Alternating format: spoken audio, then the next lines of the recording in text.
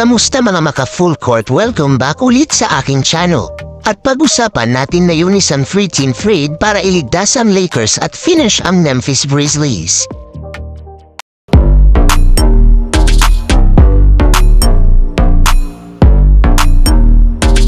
Nang pumutok ang balita na si Ja Morant ay tapos na para sa season na may pinsala sa balikat noong Lunes, maraming nakikipagkompetensyang front office ang naglabas ng cut sheet ng Memphis Grizzlies at nagsimulang tumakbo ng mga numero.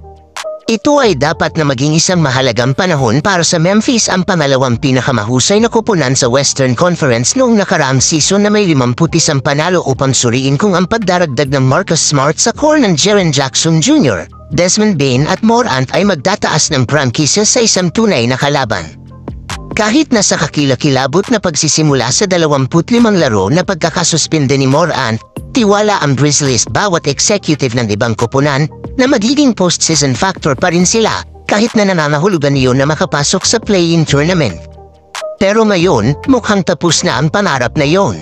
At sa pagsisimula ng extension ni Bane noong ika-1 ng Hulyo, nagsisimula sa $34 million sa 2024 to 2025, nahaharap ang maliit na merkado ni Grizzlies ng malalaking hadlang sa pananalapi.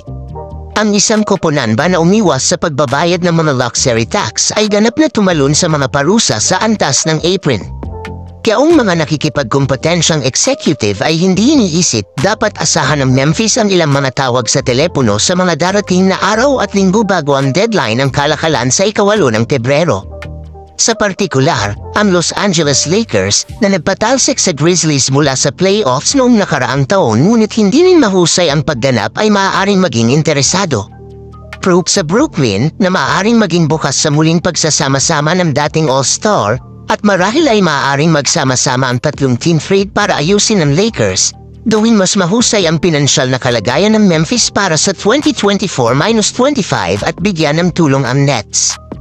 At yun lamang po mga ka-full court ang hatid kong balita ngayon, at kung nagustuhan nyo yung aking video, mag-subscribe na lang po kayo or like at para updated po kayo sa mga bagong kong video. If nagustuhan nyo yung video, kung may time po kayo mag-iwan na lang po ng comment sa video na ito.